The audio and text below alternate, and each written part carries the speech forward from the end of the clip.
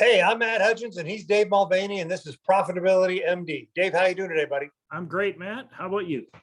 I am good. I'm calling you from my phone. I'm having a little Wi-Fi, so we're going with the 5G telephone. So hopefully this works. It's working. All right. Episode 164. 3 questions every business owner must answer. 3 questions every business owner must answer. All right. So this stemmed from a conversation I had. So we talk about the 4 pillars, right? You got to have a business. The business generates income for your lifestyle, but then it needs to produce more income than that, right? The 4 pillars are the business, produce the income for your lifestyle, but then it makes money so you can buy the real estate like your office or some other sort of income producing real estate. It produces money so you can start a retirement plan, right? Put money away pre-tax, there's tax savings to that. And then additional monies that you go and you put into a wealth accumulation account, a savings account that you can use to generate income, buy real estate, buy stocks and bonds, whatever you want to do. Then if something goes wrong with the business, you have the other 3 pillars you can borrow from, or if something goes wrong with the real estate, you have the other pillars you can borrow. So that's what we call our 4 pillars. So an exit planning is when they talk about when people want to sell their business, retire from their business. And you and I have gone through the stats. I think it's something like 80% of businesses never sell. They just shut the door down. Yeah. Right. And so this stemmed from a conversation. And so what you have to answer if you're a business owner is, what is my business worth? Most people have no idea what their business is worth. And I like to draw the value. Let's come do the comparison of your house. What's your house worth? Right. So nowadays, it used to be difficult. Nowadays, you can go on Zillow, right? Realtor.com, and you can look at your house and kind of look at the comparables, right? In business, what's your business worth? You can do the same thing. It's more difficult, but you're looking for comparables. What have other businesses like mine sold for? Right? And so let's if we could pause on this for a second, because I want to compare it to real estate in that when you have not residential, like commercial real estate, where if you own a rental property with multiple units, or you own mini storage or a commercial building with tenants, the value of that property is treated as a business. And the value of the property is based upon the net operating income of that property multiplied by what they call the cap rate, which is determined by the market. So how does this cross over into business? Is if you have a business, your net income, or what they call the owner's income, that includes things like your company car and those things, all gets added up. So this is your income as the owner, is multiplied by sometimes they call it a multiple in the sector of business that you're in. So it's very similar in a real estate asset, commercial asset, in business, is that you've got your net operating income multiplied the multiple, but then we're going to talk about some of the other things that really affect that value. That's where we're going with this. We should go through. So let's go to the 3 questions. What's your business worth? What is your number? How much do you need to retire off of? And number 3 would be how to maximize or improve the value of your business. So that first question, you're exactly right. What's your business worth? It's going to be your owner's earnings, your owner's discretionary earnings, which is exactly right. How much you make plus whatever bills you run through there, like you said, your car and your cell phones. And then usually a multiple of that number, right? So a typical multiple of that number. Let's say you make $100,000, but then you got a car that goes through there and some other expenses. So maybe net to you, it's $150,000, right? Use that as a number. Your business would typically sell for 3 to 5 times that number. So somebody would give you whatever that is. I should have said, so 3 times 150 or 5 times 150, right? That would be your range, right?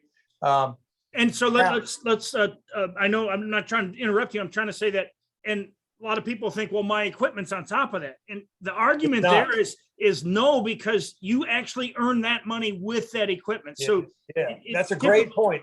I had this conversation with one of my clients last year. That includes all your equipment and all your inventory and the cash that you need to run that business. Unless, right? And I say unless, so typically, let's say you're the type of business that you stock a year's worth of inventory, that wouldn't be customary. If your business typically operates on a net 30 and you've got 60 days of inventory and that's what you always have, then yes, that inventory is going to be included. But if you're like, you're in a really good cash position, you have a ton of inventory. No, not all that inventory is included. And if it's not included, you have to disclose that. Because I see, I always look at businesses for sale because I'm always looking for a deal, especially on real estate. And one of the things you always see, like liquor stores, when they go to sell, they'll be like, okay, we're selling the liquor license and the location, the lease to the location, but we're not selling the liquor included in that price. If you want the liquor, it's this price. They let you know that it's a different multiple. Right. So there Now are. I got to tell you that is highly unusual, right? So a jewelry business, an engineering firm, a marketing firm, a manufacturing facilities, all those include the inventory. All that's already included because that's kind of your work in progress and the cash flow it needed to fund that. So an engineering makes airline parts. You got to have cash to buy the parts, right? Then you got to have the inventory. So you use that to buy the inventory. So at any one time you have $500,000 in cash and $500,000 in inventory in order to run the business. And right? if you have cash, a lot of people don't realize this. Let's say they build a company and they've got all this cash sitting there.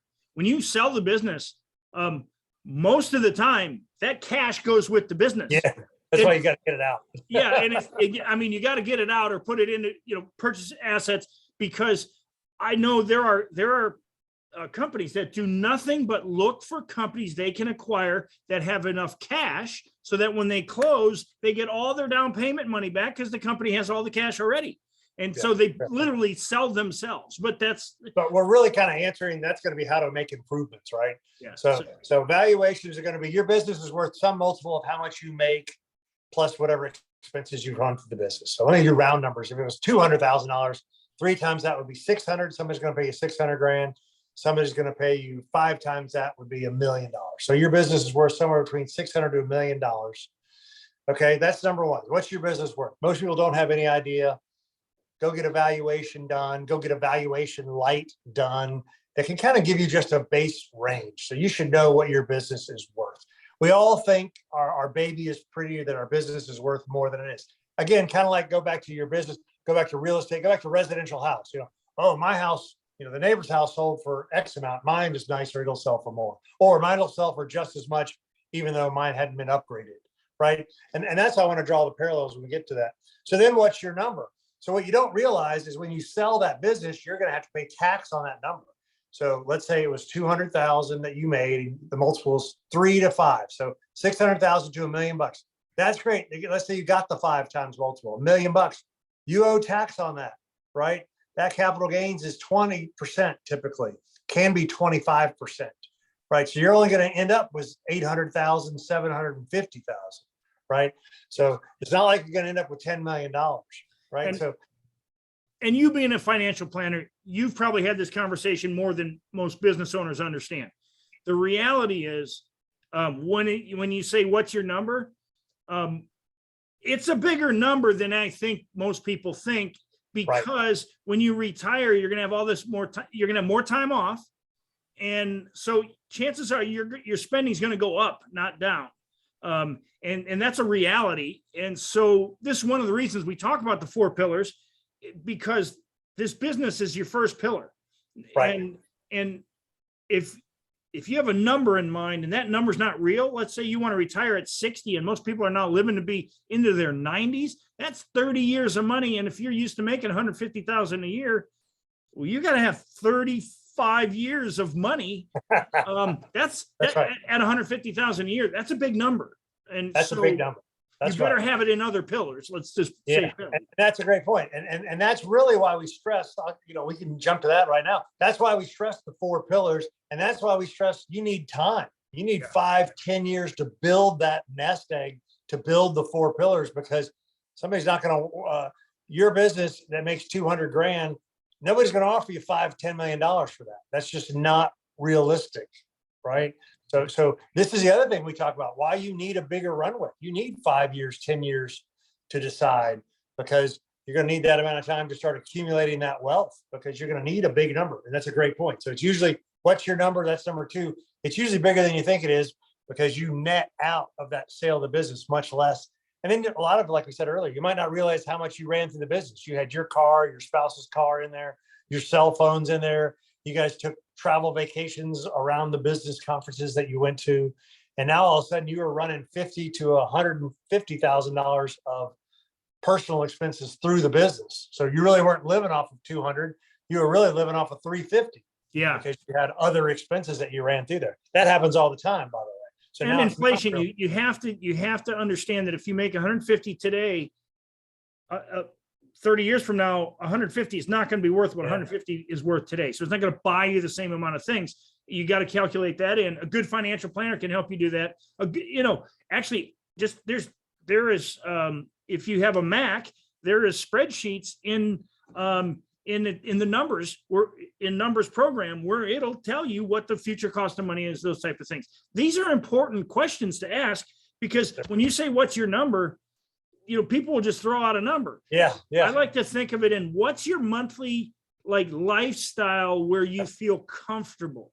That's right. Really your number. And then, so you have to figure this out backwards. My monthly lifestyle is X. Let's just say it's 20,000 a month or 10,000 a month. Well, the most common number is 10,000 a month. Okay. I have clients that'll live off of 5,000 a month. I have clients that live off of 20,000 a month.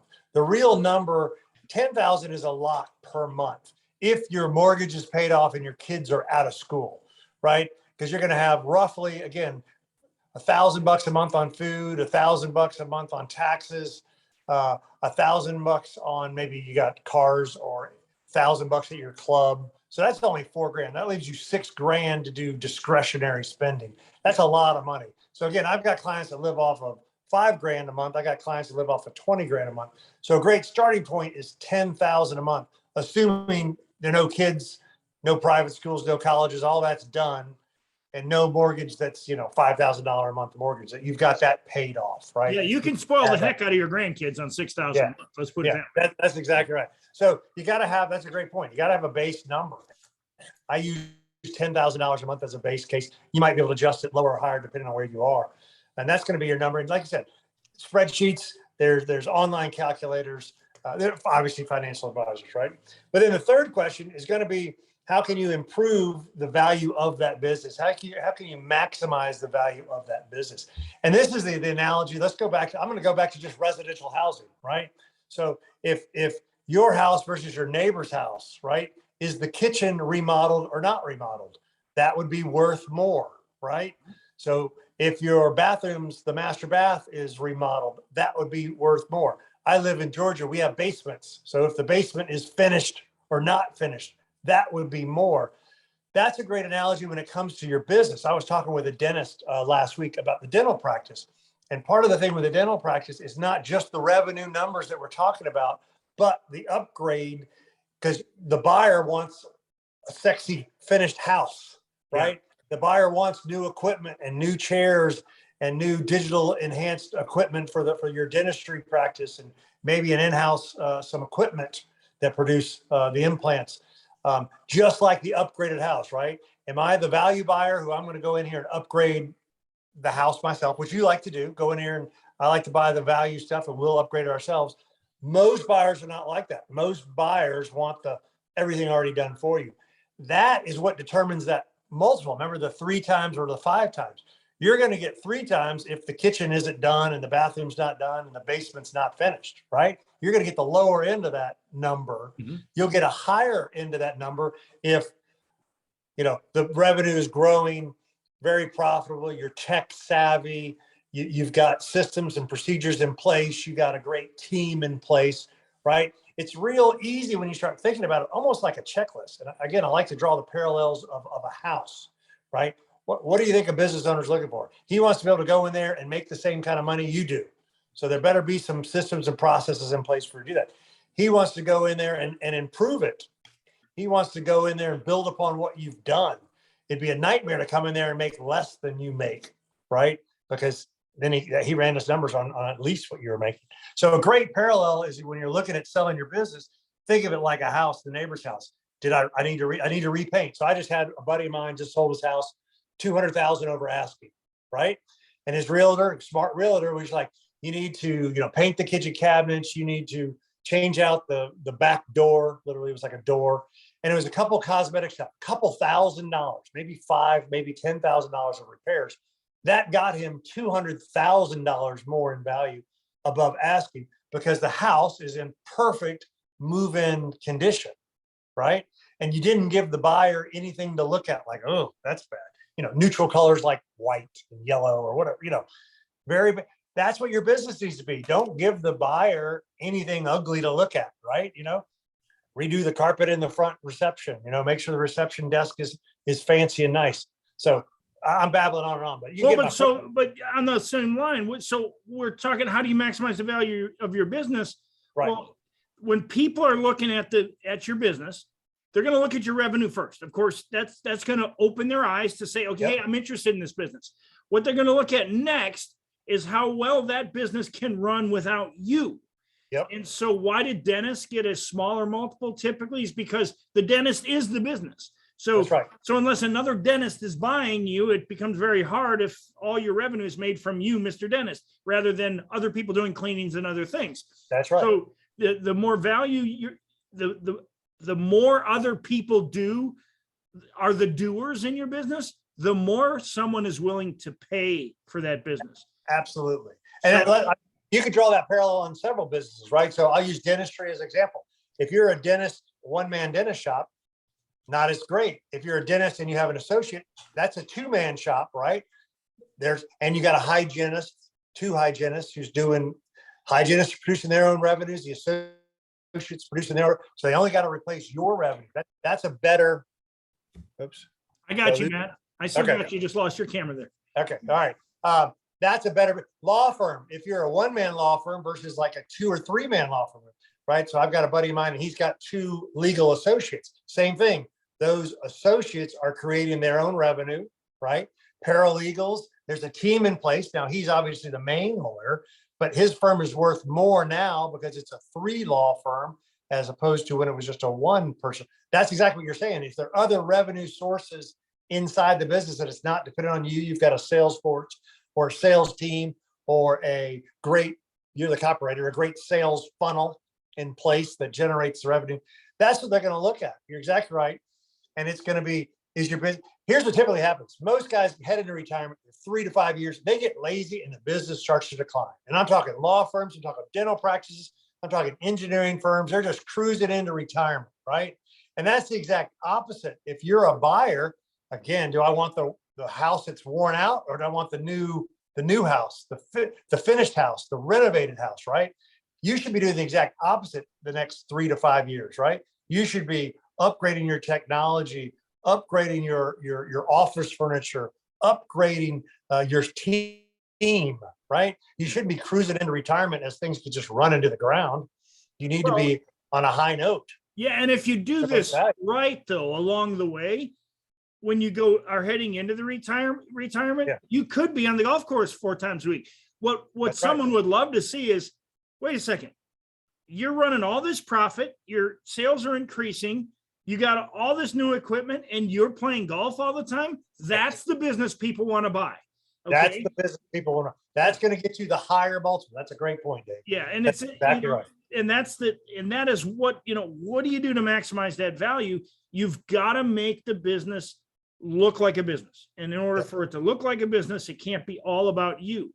And when I say it can't be all about you, think of a publicly traded company. It's about the product. It's about their ability to sell that product. It's about how efficiently they move the product, service their customers, their funnels for bringing in business.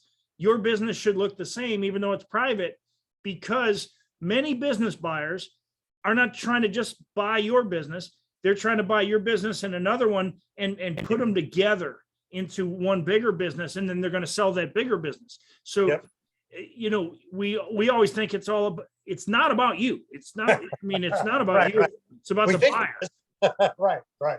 We think it is. It's all about me. Everything's about me. Everything's about me. Yeah, that's exactly right. But it's just really interesting that time and time again, these are the conversations. They don't know what their business is worth, or they think it's worth a heck of a lot more than it is, right?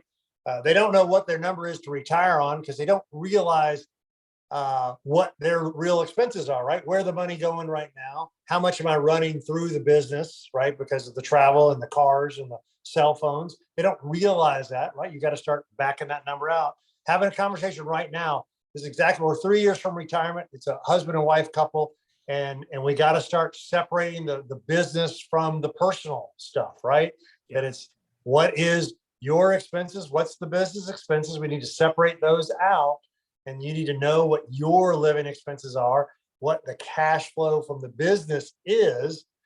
The other part is going to be whether you sell or finance it. A lot of times you have to take a note. The bank will loan the new buyer some money, but not all of it. So you might have to take some money. So again, you would want your business to be well run so it could afford to make the payments to pay you back. It's almost like they're paying you with your own money is what I always say, right?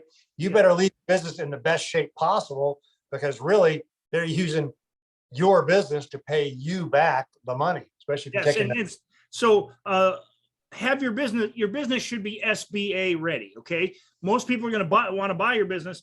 They want to take an SBA loan. So SBA ready means that like all your ducks are in a row. You got processes, you got systems, you got your finances are, your financials are clean. Books are good. Yep. Everything's good. And then, so what, like you said, what ends up happening is somebody might be able to get a SBA loan for, let's just say 70 cents on the dollar of the value of the business. What Matt is saying is sometimes that 70 cents on the dollar is what you're going to get at closing. And the 30 cents on the dollar, which is the amount that you think they should come as a down payment, they may not even have a down payment.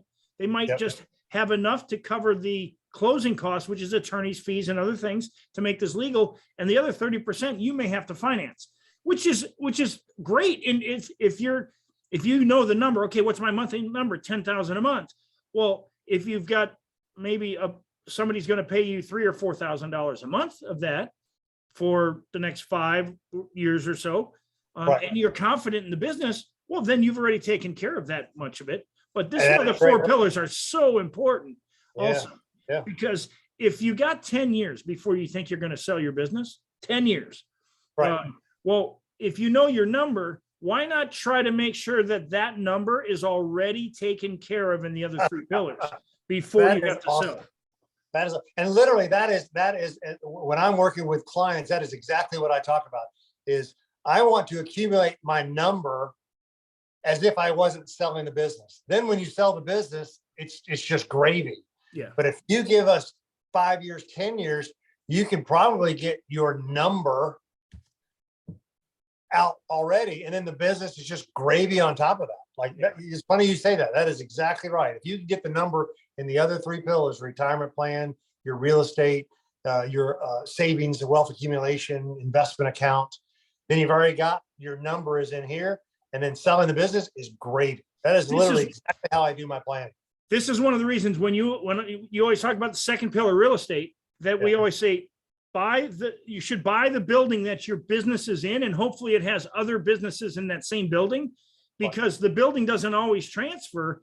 Now you have a tenant that with a business that you built and is a solid business. So you have a tenant. So now you have the income from this asset that it cash flows, and it allows you to kind of keep an eye on the business that you might be financing as well.